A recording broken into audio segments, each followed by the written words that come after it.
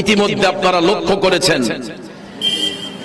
দুইটা উগ্রবাদী সংগঠন এই দেশে মানুষকে, সাধারণ মানুষকে কষ্ট দিচ্ছে।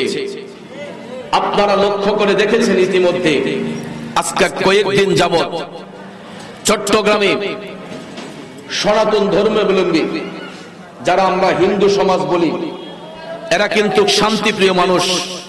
সনাতনী যারা হিন্দু ধর্মের মধ্যে যারা সনাতন ধর্মকে পালন করে, এরা সব সময় সামাজিক ভাবে চলাফেরা করে, এদের মধ্যে কোনো উগ্রতা নাই।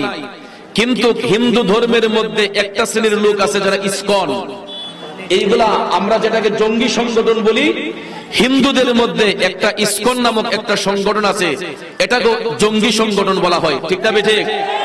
এবং সনাতন ধর্মাবলম্বী যারা, তারাও কিন্তু ইসকনের বিরুদ্ধে। আপনি প্রত্যেকটা হিন্দু ভাইদেরকে কি জিজ্ঞেস করে দেখেন, এরাও কিন্তু সনাতনী যারা, এরাও ইসকনের বিরুদ্ধে। কারণ ইসকনরা চায় সব সময় মুসলমান এবং তাদের মধ্যে একটা দ্বন্দ্ব লাগাইয়ে রাখতে, বিশ্বের মধ্যে একটা যে কোনো বিষয় নিয়ে দ্বন্দ্ব লাগিয়ে রাখতে। কথা কোন ঠিক কিনা?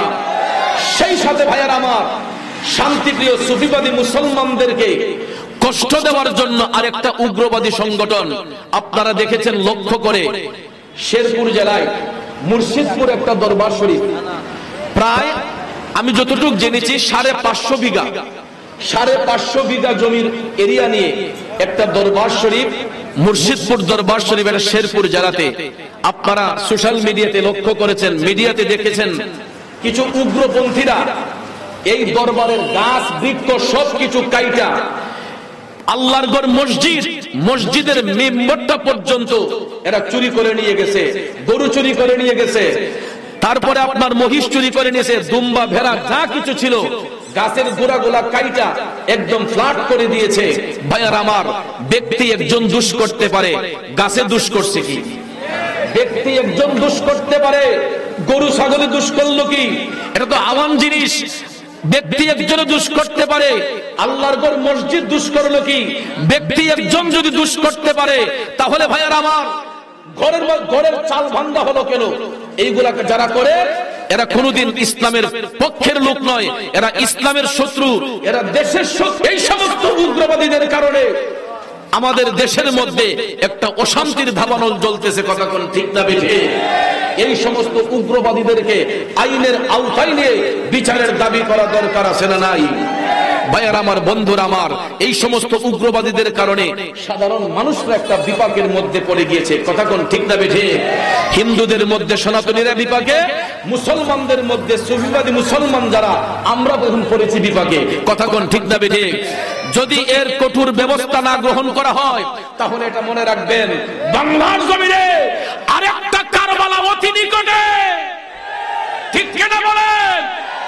কারবালা কিন্তু মুমিনদের অন্তরে এখনো আছে। কথা কোন ঠিক না বেঠে? এই স্মৃতি কিন্তু আমাদের হৃদয়ে ধারণ করা রয়েছে। আমরা চাই না আর এই দেশে রক্তপাত ঘটুক। যদি কেউ এই শান্তপ্রিয় দেশকে অশান্তির আগুনে জ্বালাতে চায়, মনে রাখবেন, এই দেশ আল্লাহর ওলিদের দেশ, এই দেশ সুফিবাদীদের দেশ। ঠিক কিনা বলো?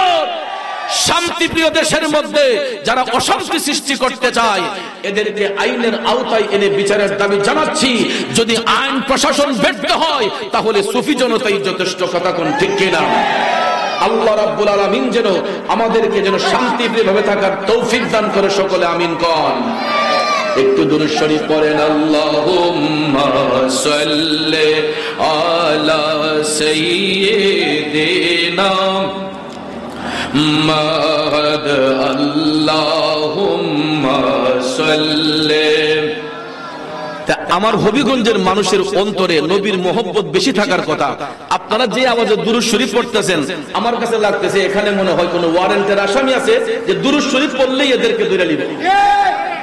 দুরূদের আওয়াজ আসতে হবে না জোরে হবে?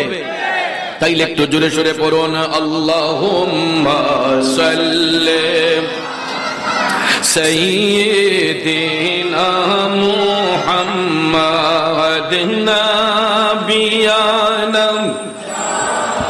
মাশাআল্লাহ। আল্লাহুম্মা মুহাম্মাদ নাবিয়ানা। সবাই একটু চেপে চেপে বসেন, একটু আগে বসেন।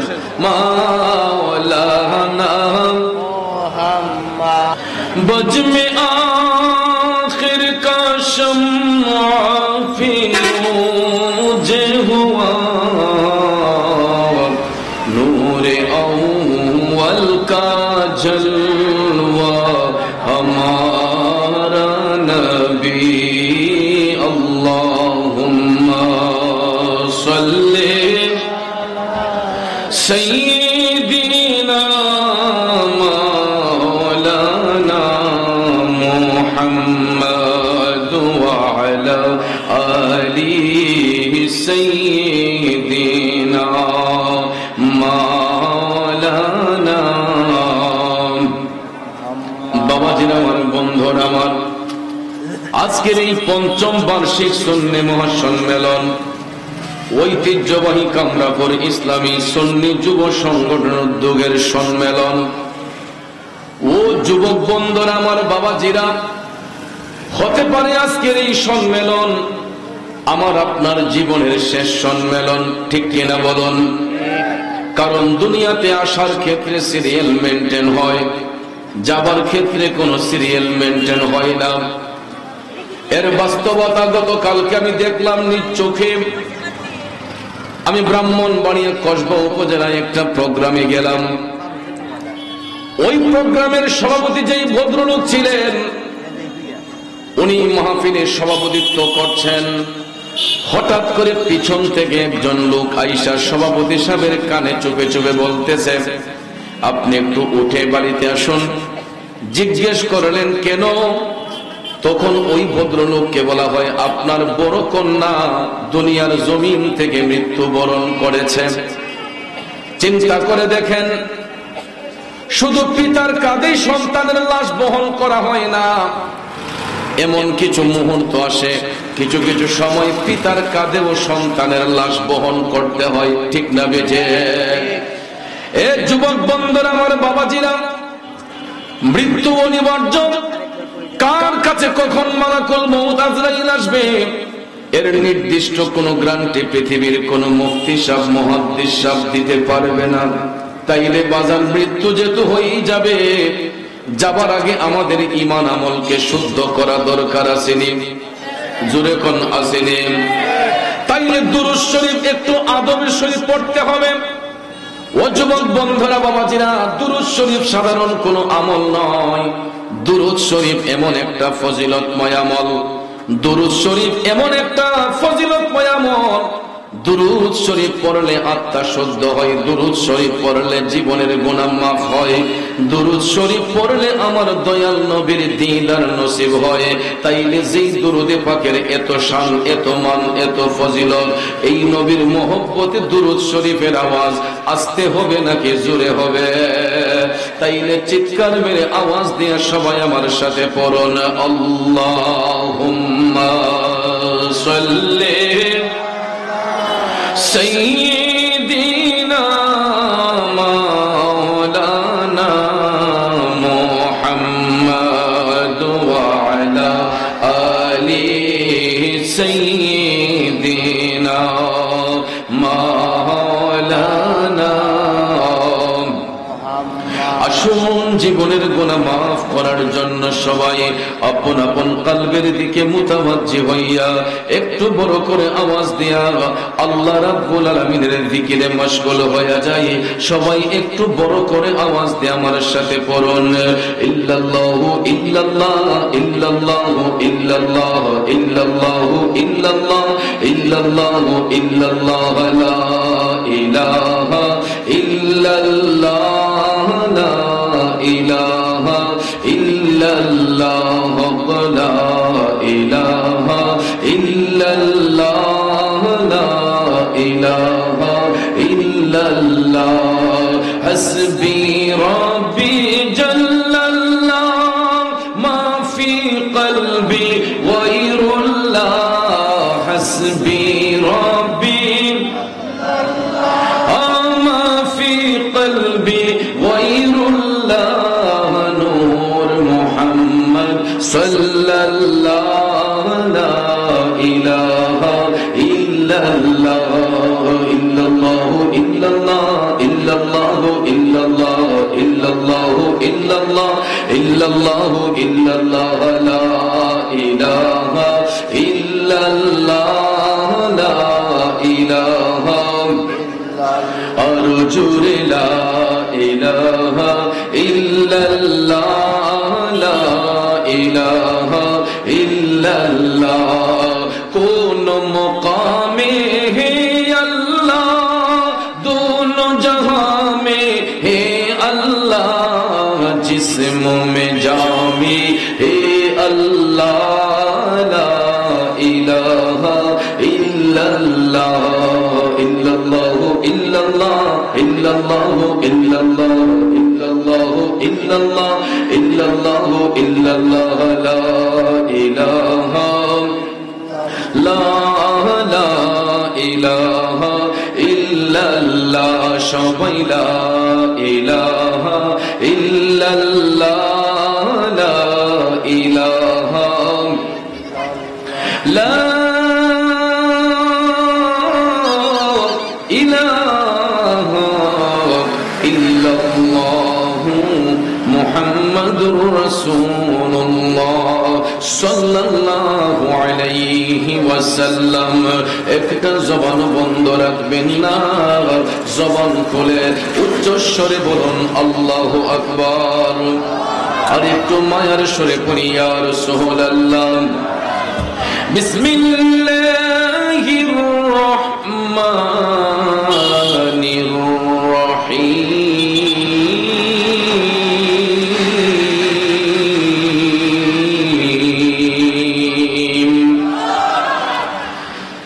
الذين ينفقون أموالهم في سبيل الله ثم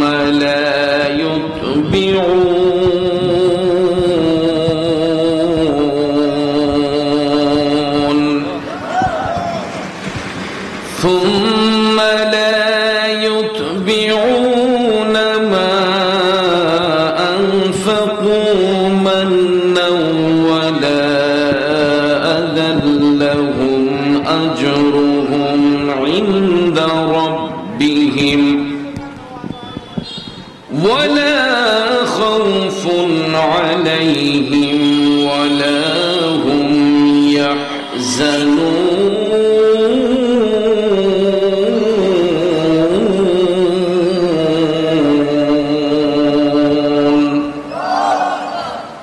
صدق الله العظيم وصدق رسوله النبي الحبيب الكريم ونحن على ذلك من الشاهدين والشاكرين والحمد لله رب العالمين ربي صلي وسلم وبارك عليه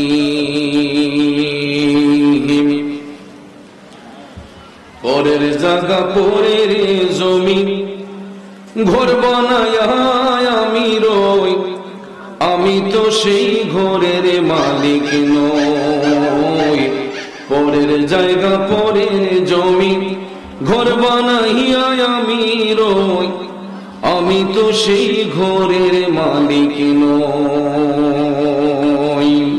আম্মা বাদ উপস্থিত ঐতিহ্যবাহী হবিগঞ্জ সদর পৌরসভাধীন কামরাপুর জামি মসজিদ সংলগ্ন ইসলামী সুন্নি যুব সংগঠনের একঝাঁক নবী প্রেমিক অলি প্রেমিক সুশিক্ষিত নওজোয়ান যুবক ভাইদের অক্লান্ত পরিশ্রমের বিনিময়ে আয়োজিত আজকের এই পঞ্চম বার্ষিক সুন্নি মহাসম্মেলন 2024 ইংরেজি সনের সম্মানিত সভাপতি কামরাপুরের বিশিষ্ট মুরব্বী হাজী আব্দুল খালেক মিয়া সাহেব, সহসভাপতি জনাব মোহাম্মদ তাজউদ্দিন আহমেদ বাবুল সাহেব, আরো রয়েছেন মোহাম্মদ সালেক মিয়া সাহেব। আজকের সম্মানিত প্রধান মেহমান আমাদের হবিগঞ্জের গৌরব, বাংলাদেশ বিএনপির কেন্দ্রীয় সাংগঠনিক সম্পাদক সিলেট বিভাগের আমার আপনার সকলে সুপরিচিত আলহাজ জি কে গৌস সাহেব,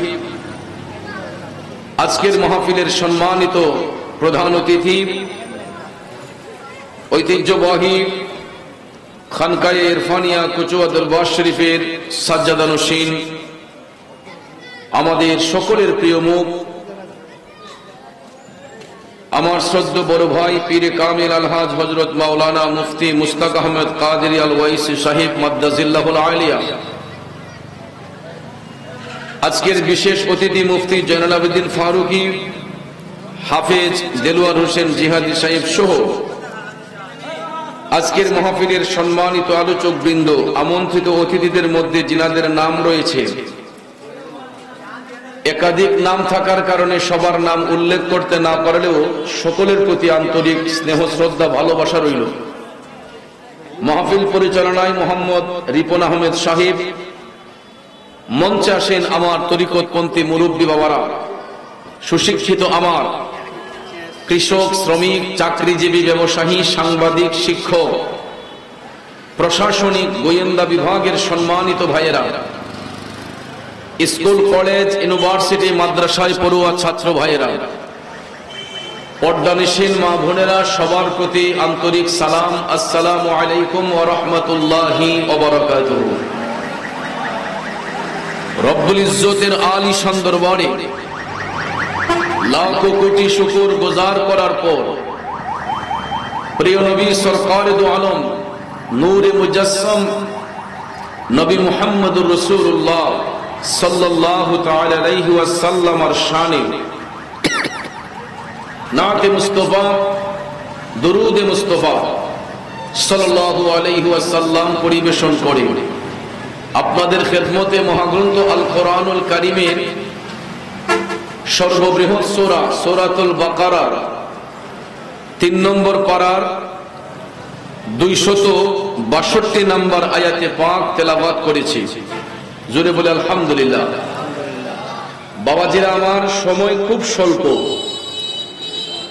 আমার সময়টা খুব লিমিটেড সময়, ইচ্ছে থাকা সত্ত্বেও পর্যাপ্ত পরিমাণ সময় দিতে পারবো না। খুব অল্প সময়ে আয়াতে পাকের মূল অর্থ তাফসিরের ভাষায় কিছু আলোচনা এসেছে, এইগুলো উপস্থাপন করে মিলাদ শরীফ হবে। পরবর্তী উলামায়ে কেরাম আসবেন, ওনাদের নসিহতপূর্ণ বয়ানের মাধ্যমে আমরা শেষ মোনাজাত দিয়ে আপন আপন বাড়িতে যাব। আল্লাহ পাক যেন শেষ মোনাজাত পর্যন্ত আমাদেরকে ধৈর্যের সহিত বসার সুযোগ দান করেন। আমরা সকলে বলি আমিন। প্রিয় ভাইয়েরা আমার, একটু আওয়াজ করে বলুন, হায়াতের মালিক কে? মৌতের মালিক কে? ধন সম্পদ দেওয়ার মালিক কে? ধন সম্পদ কেড়ে নেওয়ার মালিক কে? এটা আমার আপনার মুখের কথা নয়। সূরা আল ইমরানে আল্লাহ পাক বলেছেন,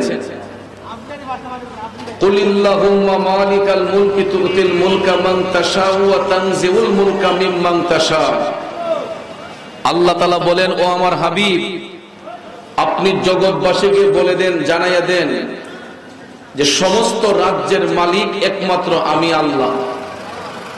আল্লাহ কয়, হাবিব আপনি জগৎবাসীকে বইলা দেন, আমি আল্লাহ ইচ্ছে করলে কাউকে রাজত্ব দিতে পারি, আবার আমি আল্লাহ চাইলে কারো কাছ থেকে রাজত্ব কেড়ে নিতে পারি। কথা কোন ঠিক কিনা?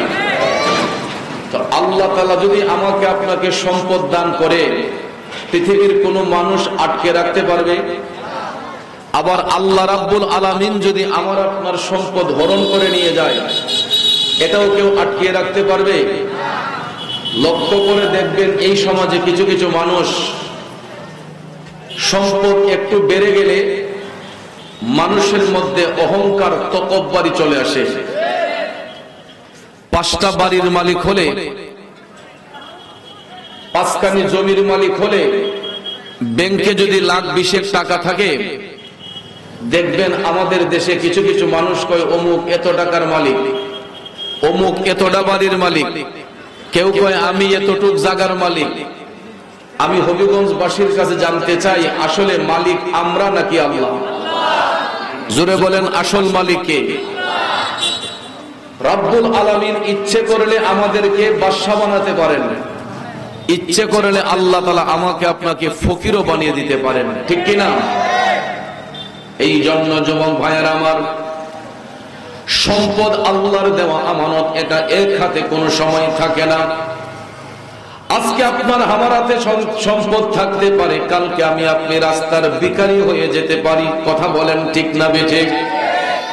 এই জন্য রব্বুল আলামিন সূরা বাকারার 262 নম্বর আয়াতে পাকে একটা ঘোষণা করে বলতেছেন, বিসমিল্লাহির রহমানির রহিম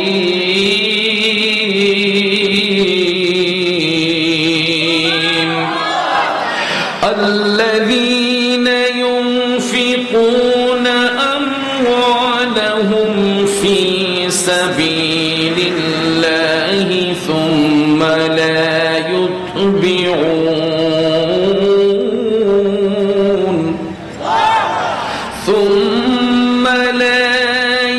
يتبعون ما أنفقوا منا ولا أذى لهم أجرهم عند ربهم উচ্চ স্বরে বলুন আল্লাহু আকবার। আমার যুবক বন্ধুরা, বাবাজিরা, আল্লাহ রাব্বুল আলামিন আমাকে আপনাকে জানিয়ে দিচ্ছেন যে যারা আল্লাহর পথে নিজের ধন সম্পদ ব্যয় করে, খরচ করে, যারা যাদের নিজেদের ধন সম্পদ আল্লাহর রাস্তায় ব্যয় করে, খরচ করে, এবং ধন সম্পদ ব্যয় করার সময় মহান আল্লাহর দরবারে অনুগ্রহ প্রকাশ করেন, মহান আল্লাহর দরবারে বিনয়িতা প্রকাশ করেন, আল্লাহ রাব্বুল আলামিন বলে ওই সমস্ত ব্যক্তিরা যারা ধন সম্পদ অর্জন করার পরে কাউকে কষ্ট দেয় না, কারোর সঙ্গে খারাপ আচরণ করে না, আল্লাহ বলেন তাদের জন্য আমি মওলার কাছে উত্তম পুরস্কার নির্ধারণ করে রেখেছে। ওই সমস্ত ব্যক্তির জন্য আমি আল্লাহর কাছে উত্তম পুরস্কার রেখেছে। সঙ্গে সঙ্গে আল্লাহ তাআলা বলেন, ওয়ালা খাউফুন আলাইহিম ওয়ালা হুম ইয়াহজানুন। জোরে কোন ঘোষণাকার? আল্লাহ রাব্বুল আলামিন বলতেছে প্রকৃতপক্ষে তাদের কোনো ভয় নাই, এদের কোনো টেনশন নাই, এবং এরা কোনো জায়গায় চিন্তিত হবেও না, দুশ্চিন্তাগ্রস্ত হবে না, কারণ এদের হেফাজত করবেন আল্লাহ রাব্বুল আলামিন। এই ব্যক্তি কারা? যারা যাদের ধন সম্পদ আল্লাহর পথে ব্যয় করে, আর ব্যয় করার পরে অহংকার ভিতরে লালায়িত করে না, রিয়া রাখে না, ফখর রাখে না, অনুগ্রহ প্রকাশ করে, এবং মানুষকে কষ্ট দেয় না, মানুষের সঙ্গে খারাপ আচরণ করে না। আল্লাহ রাব্বুল আলামিন বলেন ওই সমস্ত ব্যক্তিদের জন্য আমি আল্লাহর পক্ষ থেকে উত্তম পুরস্কার নির্ধারিত রয়েছে, এবং সত্যিকার অর্থে এরা কখনো কষ্ট পাবে না, এরা কখনো কষ্ট অনুভব করবে না, দুশ্চিন্তাগ্রস্ত হবে না, কারণ তাদের হেফাজত করবেন কে? জোরে বলেন কে? ও বন্ধু, এই হলো আয়াতে পাকের সরল তরজমা। আসুন এবার বিস্তারিত ব্যাখ্যার দিকে চলে যাই। এই আয়াতে পাকের তাফসীর করতে গিয়া রুহুল বয়ান প্রমাণ করেছে যারা সম্পদ নিয়ে আড়াই করে, বড়াই করে, এদের সম্পদ সবকিছু ধূলিসাৎ হয়ে যায়। যেমনটা বাদশা নমরুদ অহংকার করেছিল, সে নিজেকে খোদা দাবি করেছিল, বিশাল সাম্রাজ্যের মালিক যখন হয়ে গিয়েছিল, বাদশা নমরুদের মধ্যে ফখরিয়ত আসছিল। এই জন্য রাব্বুল আলামিন বাদশা নমরুদকে এমন একটা অবস্থা করলেন, এই নমরুদকে আল্লাহ ল্যাংরা মশা দিয়া কামড় দিয়া মারাইছে। কথা কোন ঠিক কিনা? বন্ধুরা আমার, বাবাজিরা আমার, যার লাশটা নীল নদের মধ্যে রাখা হয়েছিল, নীল নদের পানি পর্যন্ত ফেরাউনের লাশটাকে গ্রহণ করে নাই। এই ফেরাউন এমন নিকৃষ্ট, যার মেডিসিন বিহীন লাশটা এখন পর্যন্ত মিশরের কায়রোর জাদুঘরের মধ্যে অক্ষত অবস্থায় রয়েছে। এই মিশরের কায়রোর জাদুঘরে উইদাউট মেডিসিন, কোনো মেডিসিন নাই, মেডিসিন ছাড়া ফেরাউনের লাশের মণি এখন পর্যন্ত মিশরের কায়রোর জাদুঘরের মধ্যে রাখা হয়েছে, কারণ তার মধ্যে তাকাব্বুরি ছিল, অহংকার ছিল, রিয়া ছিল। আর এই অহংকারের বলে সে নিজেকে খোদাই দাবি করেছিল। নাউজুবিল্লাহ বলেন। কারণ আমার আল্লাহ ছাড় দেয় কিন্তু কাউকে ছেড়ে দেয় না। কথা বলেন ঠিক কিনা? এ বন্ধুরা, আমার বাবাজিরা, এই সমাজের মধ্যে দেখবেন কিছু কিছু মানুষের অর্থ সম্পদ হয়ে গেলে এরা মানুষকে মানুষ বলে গ্রহণ করে না, মানুষকে মানুষ বলে গ্রাহ্যই করে না। আসেনি? দেখবেন এদের সঙ্গে হাত মিলাতে গেলে টিস্যু দিয়ে হাত মুছে। আসেনি এমন বড় লোক? এদের কাছে গেলে দেখবেন গরিবদেরকে পাত্তা দেয় না, এদেরকে দূরে রাখে, এদের সঙ্গে করমর্দন করতে গেলে কৃপণতা করে। এই জন্য ভাইয়ার আমার, ওই সমস্ত অহংকারী ব্যক্তিরা একদিন রাস্তার ভিখারি হয়ে যায়, এবং হয়েছেও। কথা কোন ঠিক না বেঠিক? অনেক সময় দেখবেন হাট বাজারে বসে, দোকানপাটে বসে আমরা লোক মুখে কথা বলি, আহারে তার বাপের এত বড় সম্পদ আছিল, এখন রাস্তার ভিখারি হয়ে গেছে, বলি না? আবার কিছু কিছু মানুষ দেখবেন রাস্তার ভিখারি ছিল, ওই ভদ্রলোক হবিগঞ্জ শহরে দেখবেন 2টা 4টা 5টা বাড়ির মালিক। কথা কোন ঠিক না? শাস্ত্রলবইয়া চা খাই আর পান খাই, আমরা বলি এত রাস্তার ভিখারি আছিল, এখন 5তলা বাড়ির মালিক হইছে। যদিও আমি আপনি মুখে মুখে বলি, আসলে এটা মুখের কথা নাকি কোরআনের কথা? এটা আমার আপনার মুখের কথা নয়, এটা কোরআনের কথা। এই জন্য যুবক ভাইয়ার আমার, সম্পদ নিয়ে কখনো অহংকার করতে নাই, ফখরিয়ত দেখাতে নাই। কারণ সম্পদের বড়াই যদি দেখাইতেন তাইলে সবচেয়ে বেশি অহংকার দেখাইতে পারতেন। আমার নবীর প্রিয় সাহাবী, যিনি 2 নূরের অধিকারী, উসমান জিন নূরান রাদিয়াল্লাহু তাআলা আনহু, চিৎকার মেরে কি সুবহানাল্লাহ বলবেন না? আমার ভাইয়েরা, বন্ধুরা, হযরতে উসমান রাদিয়াল্লাহু তাআলা আনহুর জীবনী পড়ে দেখবেন পৃথিবীর মধ্যে সবচেয়ে বড় ধনী ব্যক্তি ছিলেন আমার নবীর প্রিয় সাহাবী হযরতে উসমান যুন্নুরাইন রাদিয়াল্লাহু তাআলা আনহু। বন্ধু, মদিনার কামলিওয়ালা নবী, মায়ার নবী, দয়ার নবী হযরতে উসমান রাদিয়াল্লাহু তাআলা আনহুকে এতই পছন্দ করতেন, এতই ভালোবাসতেন। কিসের কারণে জানেননি? হযরতে উসমান যখন ইসলাম গ্রহণ করেছিলেন, তখন ইসলামের প্রথম যুগে মুসলমানদের সংখ্যা ছিল একেবারে কম। যখন তিনি কালেমা পড়ে মুসলমান ছিলেন, তখন কাফেররা অত্যাচার নিপীড়ন করতে বেশি। তাদের এই ভিড়ে, এই অত্যাচারের ভিড়ে হযরতে উসমান তখন কালেমা গ্রহণ করে আমার নবীর দিনে আসলেন। সুবহানাল্লাহ কম। ওই বাজে ইসলামের ধ্বনি শব্দ শোনা যায় রে, নবীর দিনে আয় মুসলমান, নবীর দিনে আয়, নবীর দিনে আয় মুসলমান, নবীর দিনে আয়। খারাপ লাগতেছে, ওই বাজে ইসলামের ধ্বনি শব্দ শোনা যায় রে, নবীর দিনে আয় মুসলমান, নবীর দিনে আয়। আমার বাবাজিরা, বন্ধুরা, ও যুবক ভাইয়েরা, হযরতে উসমান রাদিয়াল্লাহু তাআলা আনহু যখন কালেমা গ্রহণ করলেন, তখন মুসলমানদের সংখ্যা ছিল খুবই কম।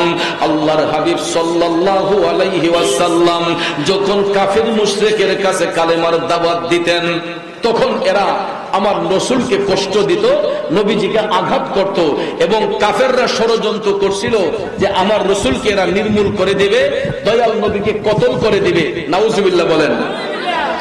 এরকম একটা প্রিপারেশন নিল মক্কার কাফেররা, এরকম একটা প্রিপারেশন নিল, মায়ার নবী, দয়াল নবীকে তারা কতল করবে। ভাইয়ারা আমার, বন্ধুরা আমার, এই অবস্থা যখন দেখা গেল, এমন সময় দেখা যায় কাফেরদের উৎপাত একটু বেড়ে গেছে, এদের ষড়যন্ত্র বেড়ে গেছে। মুসলমানের সংখ্যা কম হওয়ার কারণে ওই সমস্ত কাফেররা মুসলমানদেরকে নির্যাতনের পাশাপাশি এরা মায়ার নবীর সঙ্গে বিয়াদবিমূলক আচরণ করা শুরু করছে। তখন আল্লাহর হাবিব সাল্লাল্লাহু আলাইহি ওয়াসাল্লাম তিনি ভাবলেন যে না, যেইভাবেই হোক সত্যের বিজয় হবে, এবং সত্যকে বিজয়ী করার জন্য এদের সঙ্গে মোকাবেলা করতে হবে। আল্লাহু আকবার কোন। তো তাদের সঙ্গে, কাফেরদের সঙ্গে মোকাবেলা করতে হলো অস্ত্রশস্ত্রের প্রয়োজন আছে। কথা কোন ঠিক না? ঠিক। তো এমন সময় দেখা যায় মুসলমানদের সংখ্যাও কম, আর অস্ত্রশস্ত্র নাই যা দিয়ে তারা যুদ্ধের মোকাবেলা করবেন। ঠিক ওই মুহূর্তে অল্প সংখ্যক মুসলমানের ভিড়ে আল্লাহর হাবিব সাল্লাল্লাহু আলাইহি ওয়াসাল্লাম সবাইকে ডাকলেন। ডাকার পরে বললেন যে যেইভাবেই হোক কাফেরদের মোকাবেলা করতে হবে। তখন ছিল এটা মুতার যুদ্ধ। কিসের যুদ্ধ? মুতার যুদ্ধ। বন্ধুরা আমার, বাবাজির একটা কথা মনে রাখবেন, ইসলামের যতটা যুদ্ধ সংগঠিত হয়েছে প্রত্যেকটা যুদ্ধের ময়দানে মুমিনদের সংখ্যা ছিল কম, মুনাফিক বেঈমানের সংখ্যা ছিল বেশি। কাফের এবং মুনাফিকের সংখ্যা ছিল বেশি, মুমিনদের সংখ্যা ছিল কম। হবিগঞ্জের বাবাজিরা, যুবক ভাইয়েরা, তবে মনে রাখবেন মুমিনদের পক্ষে, ইমানদারের পক্ষে শক্তি যদি কম হয়, লোক যদি কম হয়, আমার আল্লাহ জয় দান করে ইমানদারদেরকে। কথা কোন ঠিক কিনা? ও যুবক ভাইয়েরা, ইতিহাস ঘাইটা দেখেন, কারবালার ইতিহাস পড়ে দেখেন, খাইবারের ইতিহাস পড়ে দেখেন, উহুদের যুদ্ধের কথা চিন্তা করেন, খন্দকের যুদ্ধের কথা চিন্তা করেন, কারবালার যুদ্ধের কথা চিন্তা করেন। প্রত্যেকটা যুদ্ধের ময়দানে আমার নবীর পক্ষে অংশগ্রহণকারী লোক ছিল কম, আর বেঈমান মুনাফিকের সংখ্যা ছিল বেশি। কিন্তু ভাইয়েরা আমার, প্রত্যেকটা যুদ্ধের ময়দানে গো মুসলমানদেরই বিজয় হয়েছে। কথা বলেন ঠিক না বেঠে? মুনাফিক বেঈমানরা নিপাত হয়েছে, মুসলমানদের বিজয় হয়েছে। এখন পর্যন্ত বাতিলরা যতই ষড়যন্ত্র করুক না কেন, ইমানদারেরই জয় হবে। কথা বলেন ঠিক কিনা? আরো জোরে কোন ঠিক কিনা? কারণ বাতিল যতই পরাশক্তি হোক না কেন, এরা সব সময় বাতিলই হবে। কথা কোন ঠিক কিনা? 1 কোটি মুনাফিক যদি এক পাল্লায় থাকে, একজন মুমিন যদি এক পাল্লায় থাকে, ওই মুমিনের পাল্লাই আল্লাহ ভারী করে দিবে। ঠিক কিনা বলেন? 1 কোটি মুনাফিক যদি এক পাল্লায় থাকে, একটা মুমিন যদি এক পাল্লায় থাকে, মুমিনের পাল্লাটাই আমার আল্লাহ ভারী করে দিবে। বাবাজিরা আমার, বন্ধুরা আমার, কারণ সত্যের পক্ষে জিহাদ করতে হবে। সত্য চিরন্তন সত্য, মিথ্যা সবসময় মিথ্যা। কথা কোন ঠিক কিনা?